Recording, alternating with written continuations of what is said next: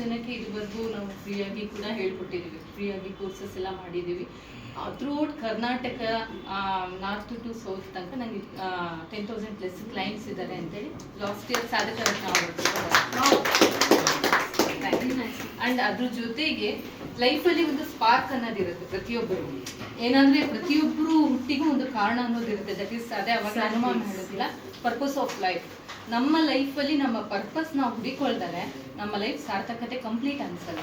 ಯಾವಾಗ ನಮ್ಮ life purpose ಅನ್ನೋದು ನಮಗೆ ಗೊತ್ತಾಗುತ್ತೆ, ನಮ್ಮ ಹುಟ್ಟಿಗೆ ಏನು ಕಾರಣ ಅನ್ನೋದು ಗೊತ್ತಾಗುತ್ತೆ, ಆವಾಗ ನಮ್ಮಲ್ಲಿ ಒಂದು ಸ್ಪಾರ್ಕ್ ಅನ್ನೋದು ಹುಟ್ಟುತ್ತೆ. ಅದು ನಮ್ಮನ್ನ ಆತ್ಮ ತೃಪ್ತಿ ಜೊತೆಗೆ ನಮ್ಮನ್ನ ಎತ್ತರಕ್ಕೆ ಬೆಳೆಸೋದು ಅದು ಮೂಲತಃ. ಮತ್ತೆ ಇನ್ನೊಂದು ಮೇನ್ ಒಂದು ಥಿಂಗ್ ಏನಂದ್ರೆ, ನೇಚರಲ್ಲಿ ಒಂದು ರೂಲ್ ಇದೆ, ನಾವು ಬಾಲ್ನ ಮೇಲೆಸಿದ್ರೆ ಕೆಳಗೆ ಬೀಳುತ್ತೆ. ಹಾಗೆ ನೇಚರಲ್ಲಿ ನಾವು ಒಂದು ಥಾಟ್ನ ನಾವು ಕೊಡ್ತಾ ಬಂದ್ರೆ ಕಂಟಿನ್ಯೂ ಆಗಿ ಆ ಥಾಟ್ ವಾಪಸ್ ಬರುತ್ತೆ.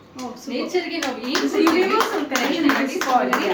ಸೊ ಸ್ಪಿರಿಚುಯಲಿ ನಾವು ಯಾವಾಗ ಇನ್ನರ್ ಗ್ರೋತ್ ಜಾಸ್ತಿ ಆಗುತ್ತೆ, ನಮ್ಮ ಹೊರಗಡೆಯಿಂದ ಎಲ್ಲ ಸಿಗುತ್ತೆ. ಇನ್ನರಲ್ಲೇ ಗ್ರೋತ್ ಇಲ್ಲ, ಕಾನ್ಶಿಯಸ್ ಇಲ್ಲ, ನಮ್ಮಲ್ಲಿ ಕಾನ್ಫಿಡೆನ್ಸ್ ಇಲ್ಲ ಅಂದಾಗ ನಮ್ಮನ್ನ ಆಟೋಮೆಟಿಕಲಿ ಗ್ರ್ಯಾಜುಯಲಿ ನಾವು ಡೌನ್ ಆಗ್ತಾ ಹೋಗ್ತೀವಿ. ಲೈಫಲ್ಲಿ ಮೇನ್ ಇದು ಕಾನ್ಸೆಪ್ಟ್ಸ್. ನಾವು ಜೀವನನ ಹೇಗೆ ತಗೊಂತೀವಿ, ನಮ್ಮ ಜೀವನ ಹಾಗೇ ಇರುತ್ತೆ.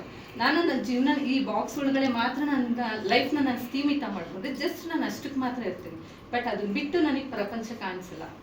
ಯಾವಾಗ ಅದನ್ನ ಬಿಟ್ಟು ನಾನು ಪ್ರಪಂಚ ನೋಡ್ತೀನಿ, ನನಗೆ ಆ ಬಾಕ್ಸ್ ಬಿಟ್ಟು ಹಿಂಗೆ ಮಿಕ್ಕಿದ್ದೆಲ್ಲ ನಂದೇ ಬದುಕಾಗುತ್ತೆ.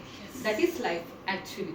ಸೊ ನಮ್ಮ ಈ ಪ್ರೊಫೆಷನಲ್ ಇದ್ರೂ ನಾನು ಆ್ಯಸ್ ಎ ಸ್ಪಿರಿಚುವಲಿ ಕೂಡ ನಾನು ತುಂಬ ಇನ್ನರ್ ಗ್ರೋತ್ ಅಂದರೆ ಸಮ್ಟೈಮ್ಸ್ ಲೈಫಲ್ಲಿ ಅಪ್ಸ್ ಆ್ಯಂಡ್ ಡೌನ್ಸ್ ಆದಾಗ, ಸಮ್ಟೈಮ್ಸ್ ಕೆಳಗೆ ಬಂದಾಗ ಸೆಲ್ಫ್ ಮೋಟಿವೇಟ್ ಆಗಿ ಜಸ್ಟ್ ಒಂದು ಮೆಡಿಟೇಷನ್, ಧ್ಯಾನ, ಪ್ರಾಣಾಯಾಮ ಅಂತ ಮಾಡ್ತಾ ಲೈಫ್ ಇವತ್ತಿನ ತನಕ ಕರ್ಕೊಂಡ್ಬಂದಿದೆ. ಸೊ ಈಗ ನಾವು ಒಂದು 3-4 ಇಯರ್ಸ್ ಬಿಫೋರ್ ತುಂಬ ಅನ್ಸೋದು, ಏನಾದ್ರು ಸಮಥಿಂಗ್ ಮಾಡ್ಬೇಕು ಲೈಫಲ್ಲಿ ಏನೋ ಒಂದಿದೆ, ಬರೀ ಜಸ್ಟ್ ಈ ಪ್ರೊಫೆಷನ್ ಈ ಲೈಫೇ ನಂದು ಜೀವನ ಅಲ್ಲ, ಇದಕ್ಕಿಂತ ಮೀರಿದೇನೋ ನಮ್ಮ ಬದುಕಿದೆ ಅನ್ನೋದು ನಮಗೆ ಕಂಡುಹಿಡ್ಕೊಳ್ಳೋಕೆ ಶುರು ಆಗಿಲ್ಲ. ಜಸ್ಟ್ ಸಣ್ಣ ಪುಟ್ಟ ಸೇವೆಯಲ್ಲಿ ನಾವು ತೊಡ್ಕೊಂಡು, ಅದಕ್ಕೆ ನನಗೆ ತುಂಬ ಸಹಕಾರ ಮಾಡಿದ್ದು ನಮ್ಮ ಮನೆಯವರು, ದರ್ಶನ್ ಅಂತ. ಸೊ ನಾವಿಬ್ಬರು ಕೂಡ ಸುಮಾರು ಸೋಷಿಯಲ್ ಆಕ್ಟಿವಿಟೀಸ್ ಅಲ್ಲಿ ಇನ್ವಾಲ್ವ್ ಆಗ್ತಾ ಬಂದ್ವಿ. ಜಸ್ಟ್ ನಾವು ಫಸ್ಟ್ ಶುರು ಮಾಡಿದ್ದೆ ನಾವು ತುಳಸಿ ಮಾಡ್ಕೊಬೇಕು. ನಾವು ಏನು ಕೊಡ್ತೀವಿ ವಾಪಸ್ ನಮಗೆ ಪ್ರಕೃತಿ ಅದಕ್ಕೆ ಉತ್ತರ ಕೊಡ್ತೀವಿ, ಒಂದಲ್ಲ ಒಂದು ರೀತಿ. ಅದನ್ನ ನಾವು ಅಕ್ಸೆಪ್ಟ್ ಮಾಡೋ ಕಾನ್ಶಿಯಸ್ ನಮ್ಮಲ್ಲಿ ಇರಬೇಕು. ಜಸ್ಟ್ ಒಂದು ತುಳಸಿ ಪಾಟ್ ಕೊಡಕ್ಕೆ ಶುರು ಮಾಡಿ ಅದು within 1 or 2 months 300 more tulsi pots ಅದು ನಮ್ಮ ಕ್ಲೈಂಟಿಗೆ. ಅದ್ರ ಜೊತೆಗೆ ನಾವು ನೇಚರ್ ಕಾಸ್. ಸೊ ನಾವು ನಮ್ಮದು ಹೇಗಿತ್ತು ಅಂದರೆ, ನಮ್ಮ ಕಾನ್ಷಿಯಸ್ ಓನ್ಲಿ ಒಂದೇ ಸ್ಪೆಸಿಫಿಕ್ ಒಂದಕ್ಕೆ ಮಾತ್ರ ನಾವು ಸೀಮಿತ ಆಗಬಾರ್ದು. ಮಲ್ಟಿ ಡೈಮೆನ್ಷನಲ್ ವರ್ಕ್ ನಮ್ದು ಆಗಬೇಕು ಅಂತೇಳಿ. ಸೊ ಸೋಷಿಯಲ್ ಕಾಸ್, ಹೆಲ್ತ್ ಕಾಸ್, ಮಕ್ಕಳಿಗೆ ಅವೇರ್ನೆಸ್ ಪ್ರೋಗ್ರಾಮ್ಸು, ಆ್ಯಂಡ್ ವೃದ್ಧರಿಗೆ ಏನು ಅವಶ್ಯಕತೆ ಅದು, ನೇಚರ್ ಕಾಸು, ಈ ಥರದ್ರಲ್ಲೆಲ್ಲ ಮಲ್ಟಿಪಲ್ ಆಗಿ ನಾವು ವರ್ಕ್ ಮಾಡೋಕ್ಕೆ ಶುರು ಮಾಡಿದ್ವಿ. ಸೊ ಫಸ್ಟು ನಾವು ಸೀಡ್ ಬಾಲ್ಸ್ ಕೊಡೋಕ್ಕೆ ಶುರು ಮಾಡಿದ್ವಿ. ಸೀಡ್ ಬಾಲ್ಸ್ ಮೀನ್ಸ್ ಸುಮಾರು ಜನಕ್ಕೆ ಅದು ಗೊತ್ತಿಲ್ಲ. ಸೀಡ್ ಬಾಲ್ಸ್ ಅಂದರೆ ಈಗ ಹೊರಗಡೆ ಸಿಗುವಂಥ ಮರದ ಬೀಜಗಳು ಇರುತ್ತಲ್ಲ, ಮಣ್ಣು ಮತ್ತು ಕ್ಲೇ ಜೊತೆ ಮಿಕ್ಸ್ ಮಾಡಿ ಒಂದು ಸಣ್ಣ ಬಾಲ್ ಮಾಡಿರ್ತಾರೆ. ನಾವು ಪ್ರತಿ ಇಯರ್ 3 months ಅದನ್ನು ಫ್ರೀಯಾಗಿ ಕೊಡ್ತೀವಿ.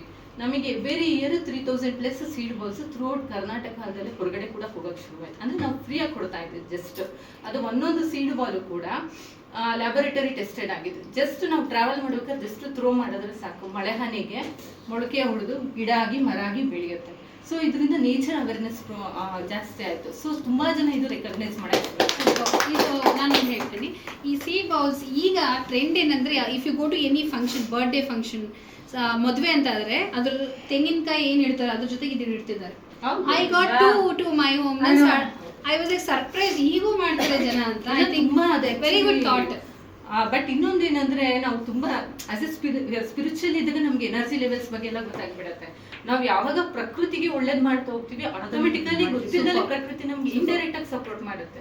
ಸೊ ನಾವು ಈ ಥರ ಇದ್ರ ಜೊತೆಗೆ ನಾವು ಸುಮಾರು ಈ ಅನಾಥಾಶ್ರಮ ಮಕ್ಕಳೆಲ್ಲ ಇರ್ತಾರಲ್ಲ, ತುಂಬ ಎಲ್ಲಿ ನೀಡ್ ಇರುತ್ತೆ ಅಲ್ಲಿ ನಮಗೆ ಏನು ಅವ್ರಿಗೆ ಫುಲ್ಫಿಲ್ ಇರುತ್ತೆ ನಾವು ಮಾಡಬೇಕು ಅಂತೇಳಿ ಜಸ್ಟ್ ಹೋಗ್ತಾ ಇದ್ವಿ, ವಿಸಿಟ್ ಮಾಡ್ತಾ ಇದ್ವಿ. ನಾವು ವಿಸಿಟ್ ನಾವು ಮಾಡೋ ಪ್ರತಿಯೊಂದು ಈವೆಂಟ್ಸ್ ಕೂಡ ನಾವು ಪಬ್ಲಿಸಿಟಿ ಮಾಡ್ತಾ ಇದ್ವಿ. ಐ ಮೀನ್ ಅಂದರೆ ಸೋಷಿಯಲ್ ಮೀಡಿಯಾಸಲ್ಲಿ ಹಾಕ್ತಾ ಇದ್ವಿ. ನನಗೆ ಲಾಟ್ ಆಫ್ ಕ್ಲೈಂಟ್ಸ್ ಇದ್ದಾರೆ ಇಲ್ಲಿ ವಿಜಯನಗರದಲ್ಲೇ. ಆಲ್ಮೋಸ್ಟ್ ಜಸ್ಟ್ ಒಂದು 2 years ಆಯ್ತು ಓಪನ್ ಆಗಿ. 1000+ ಕಸ್ಟಮರ್ಸ್ ಇದ್ದಾರೆ. ಆಲ್ಮೋಸ್ಟ್ ಪ್ರತಿಯೊಬ್ಬರು ನನ್ನ ಸ್ಟೇಟಸ್ ಯೂಸ್ ಮಾಡ್ತಾರೆ. ಸುಮಾರು ಜನ ಅದರಿಂದ ಇನ್ಸ್ಪೈರ್ ಆಗಿ ಬಂದಿರೋ ಸುಮಾರು ಜನ ಇದ್ದಾರೆ. ಸೊ ನಾವು ಈ ಥರ ಆಕ್ಟಿವಿಟೀಸ್ ಎಲ್ಲ ಮಾಡ್ತಾ ಜನ ರೆಕಗ್ನೈಸ್ ಆಗೋಕ್ಕೆ ಶುರು ಆಯಿತು.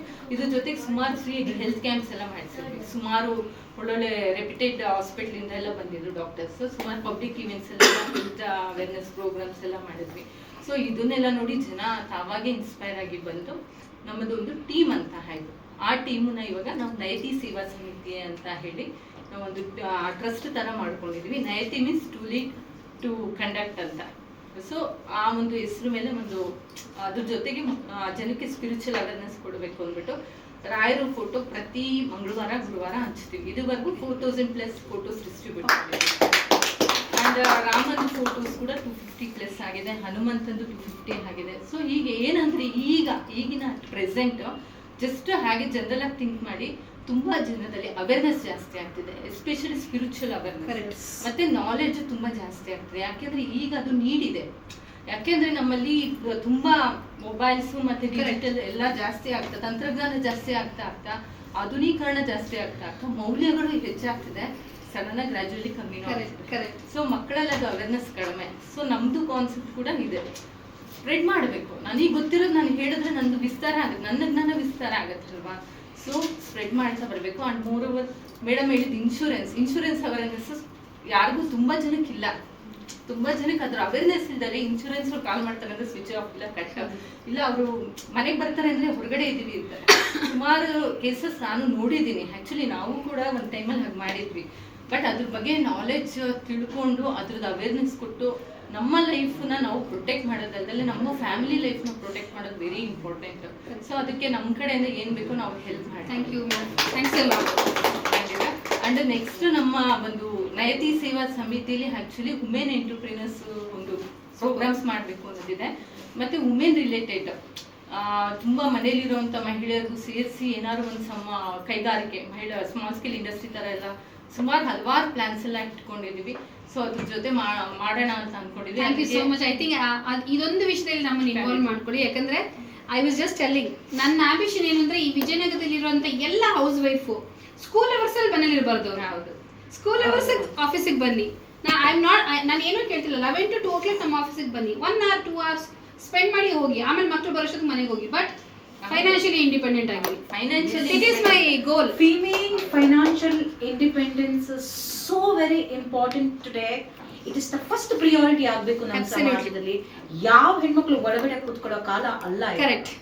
ಹೆಣ್ಮಕ್ಳು ಡಿಫರೆನ್ಸ್ ಕೂಡ ಹೋಯ್ತು. ಅಂಡ್ ವಿ ಆರ್ ಈಕ್ವಲಿ ಖಾಲಿ ಒಂದು ಪೇಪರ್ ಗೀಪರ್ ಅಲ್ಲಿ ಮಾತ್ರ ಅಲ್ಲ, ಸೋಲ್ ಲೆವೆಲ್ ಅಲ್ಲಿ ನಮ್ಮ ಆ ಒಂದು ಸ್ಪಿರಿಚುವಲ್ ಲೆವೆಲ್ ಅಲ್ಲಿ ವಿ ಆರ್ ಈಕ್ವಲ್.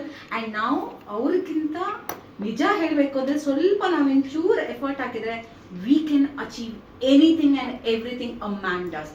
ಒಬ್ಬ ಮಹಿಳೆ 10 ಜನ ಗಂಡಸರು ಮಾಡಬೇಕು ಕೆಲಸವನ್ನ ಮಾಡಬಹುದು. Super, right? So when a pilot who was expired, who's passed away 3 days back, ಅವಳು ಒಬ್ಳು ನಾರ್ಮಲ್ ಹೆಣ್ಣಲ್ವಾ, ಕರ್ಕೊಂಡು ಬರ್ತಾರೆ. even in the world she is flying, then why not another woman?